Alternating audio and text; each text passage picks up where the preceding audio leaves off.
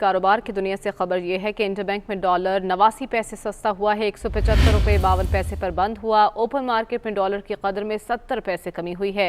Open market में dollar 176 रुपये 80 पैसे में फरोख्त हुआ है। इसी बारे में मजीद तफसीलात जान लेते हैं। शहरियार जंजुआ हमारे साथ मौजूद है। शहरियार, आगाह कीजिएगा।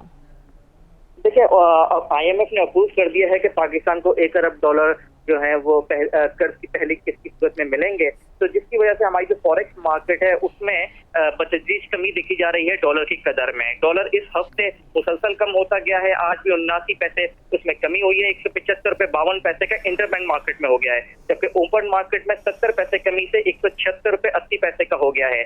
तजियाकार ये कहते हैं कि जब तक हमें ये 1 अरब डॉलर नहीं मिल जाते, उस वक्त तक ये डॉलर की कदर में हम मुसलसल कमी देखेंगे और आने वाले अरसे में अगर एक्सपोर्ट मजीद बढ़ जाती हैं तो डॉलर मजीद कम हो सकता है।